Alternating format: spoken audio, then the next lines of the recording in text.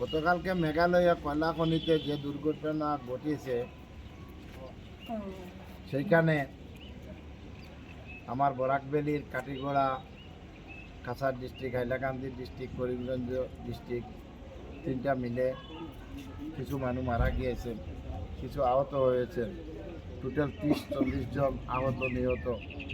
এর মধ্যে আমার দিনাজপুরের জমিল আহমেদ, বেশি বয়সও নয়, 40-এর মতো হবে, সেও আহত হয়েছে। বর্তমানে নিগরিমস হসপিটালে আছে। গতকাল আমার আপিল দিনাজপুরের এপি সদস্য আব্দুল আহাদ লস্কর আরও 2-3 জন নিয়ে নিগরিমসে উপস্থিত হয়েছে, আমার সঙ্গে কথা হয়েছে।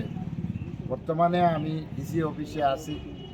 আমার হাইলাকান্দির সার্কেল অফিসার বা ফিল্ড অফিসার একটা গাড়ি নিয়ে হসপিটালে যাওয়ার পথে ওর খবর নিতে, আমিও নিজে খবর নিতেছি। যেটা খবর পাওয়া যাইতেছে খুব খারাপ অবস্থায় হসপিটালে আছে, পুরা শরীর জ্বলে গেছে। তারপরেও আল্লাহ যেন হায়াত দরাজ করেন, সুস্থ হয়ে আমাদের কাছে আসেন, আমরা প্রত্যেকে দোয়া কামনা করি। আর আমি জেলাধিপতির সঙ্গেও কথা হয়েছে, আমার সার্কেল অফিসারের সঙ্গেও কথা হয়েছে। বিকালে আমি ওই ছেলেটির বাড়িতে যাব, ওর মা বাবা, ছেলে মেয়ে যারা আছে তাদের সঙ্গে দেখা করব। আর ডিসি মহোদয়কে অনুরোধ করেছি সরকারিভাবে যতটা সাহায্য সহায়তা ডিসি মহোদয় সার্কেল অফিসারকে পাঠাতেছেন সম্পূর্ণ সরকারিভাবে হবে।